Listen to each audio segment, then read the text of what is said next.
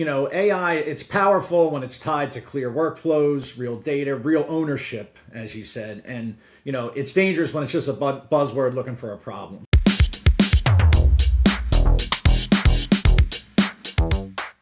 Good morning, everybody. So welcome to Agile Talks. I'm Sean Kane, and I'm joined by my buddy, my colleague, my fearless leader, Mr. Mark Batty. How are you this morning, Mark? Hey, good morning, Sean. I'm doing great. Awesome. So today we're going to talk about why AI is creating more confusion than clarity inside of a lot of organizations. So AI is everywhere in the headlines. We all see it, right? Budgets are going up, and most teams have a few pilots running. But when you look under the hood, only a small minority of these companies are seeing meaningful bottom line impact. While many leaders say AI is actually creating friction, silos, and even tearing parts of their organization apart.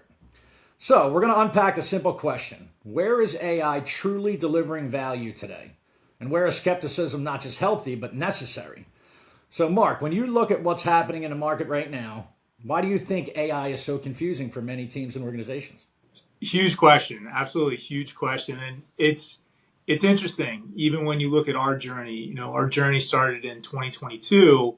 And when you think about how we were originally positioning Peregrine, we were kind of on the forefront of AI adoption, really building out a solution that could help companies specifically within certain functions. So back then it was a harder upsell because people weren't wrapped up into, I'll call it the hype. And now circle kind of, 3.5 years later, we are in kind of this hype cycle. We are in the hype machine where you can't watch television or read the news without some type of AI being pushed down your throat. So I think that the biggest challenge right now, and what we're constantly working with our clients on, is how do you get past the hype? How do you identify a true opportunity within inside your company and break it down into measurable successes and true ROI? I think sometimes with these projects, companies are apprehensive to put AI into their system, so they're deploying it in kind of the peripherals, right? They're putting it in a safe sandbox to see what it can do and then judge success. And that's hard, right? Because if you're deploying it into a space that's not important to you, your peers, or your team, it's never going to find its life. It's never going to have the impact that you need. So what we've done and how we kind of break that hype cycle is a lot of the pilots that we've built are in concert with an existing process. So the pitch is, hey, put us up against your existing process. Let's see how Peregrine performs versus your current state.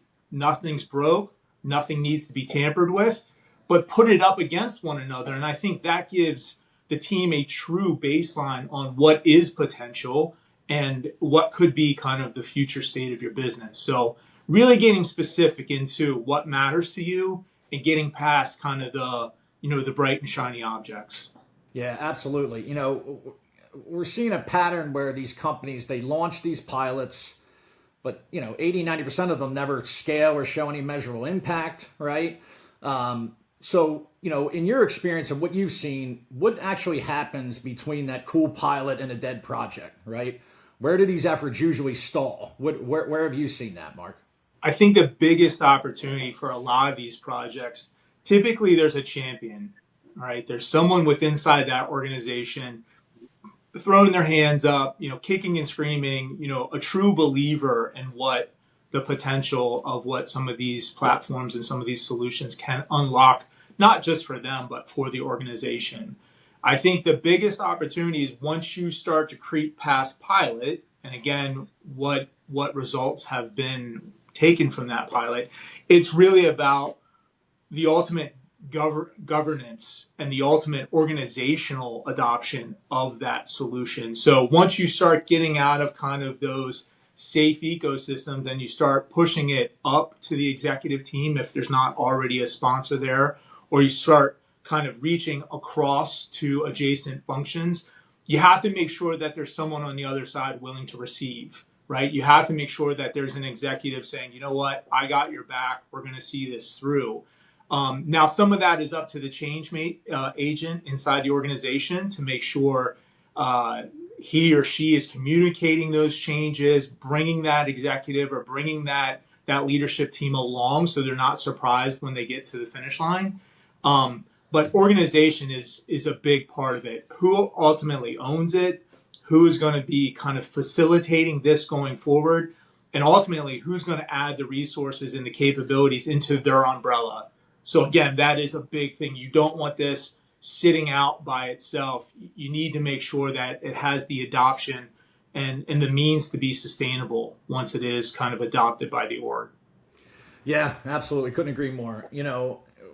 What we're seeing is there's these models that are out there. There is the general models and a lot of firms out there. Obviously, security is a challenge, right? You can't pump proprietary information into these public models, right? Because you can't let your IP get out there.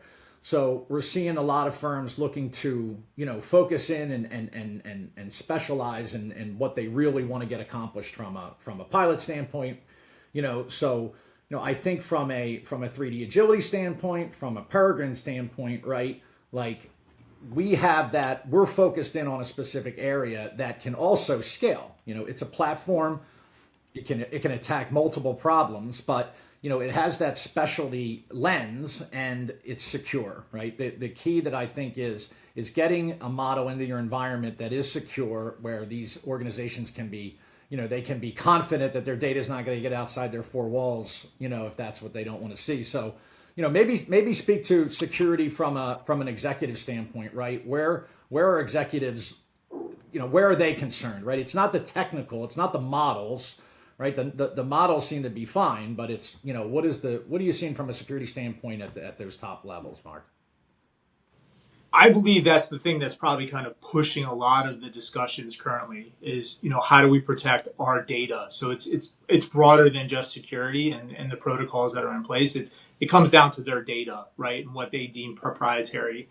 I think within our world, and you know better than anyone, that is a unique feature of Peregrine, right? Peregrine is it's built off a platform, but its instance is your instance, right? That is the differentiator that makes Peregrine unique. And when you look across your peers or your competition, your instance is in-house, it is proprietary to you, it is yours. And I can't speak to all the different platforms out there, but that's the trade-off, right? Is there may be maybe lower price points out there, but you're all relatively using the same model. Your data is going out into kind of the stratosphere to be consumed in a larger model by you and by others. So I think that's what it comes down to. Security protocols, we can work around. Most firms right now are in some type of cloud instance, and we can mimic or, bolt on to those existing security protocols and keep kind of the AI in-house. I think that's the biggest unknown, and that's the thing that we're constantly juggling to give customers that assurance and that confidence that, it is protected and it's yours. Absolutely. So, to sort of wrap this up, if you're a company that's feeling behind or a bit burned by early experiments, what does a sane, practical starting point look like for the next 6 to 12 months, right? Where can companies really get started where they're gonna see some meaningful impact and they can be confident that they're actually spending their time on something that's going to make sense for the firm?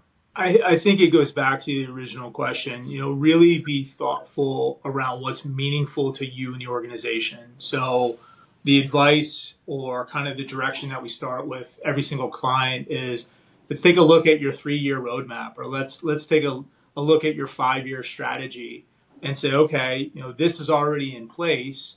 Where do you see kind of opportunities, or where are the biggest question marks to help you get to that achievement? And then that's how we kind of back into the solution. We don't go in and say, hey, this is the solution for all your problems. We really try to structure Peregrine and the platform around that customer's needs. So for me, that is a much easier sell, because you're not recreating their strategy. You're not changing the direction of the company. You're really saying, hey, how do we bolt this on to unlock more value? Whether that's how do we sell better? How do we, allow our customer service people to get additional bandwidth? How do we allow our engineers to be more effective with their time? It's those key questions, and then let's come up with a solution. So kind of like from the back to the forward versus like, hey, we have an amazing platform. Don't you wanna buy it type of thing. So you can align to your strategy, and then also very early on understand who your champion with inside that company is going to be, and how we scale this change amongst them, their team, their peers. I guarantee there's going to be a lot of headroom and a lot of upside for success.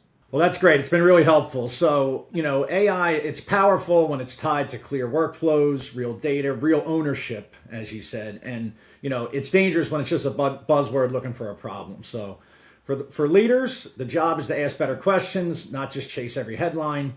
So we appreciate your time. Thanks for listening to Agile Talks. I'm Sean Kane with Mark Batty, and we'll see you next time. Thanks, Sean.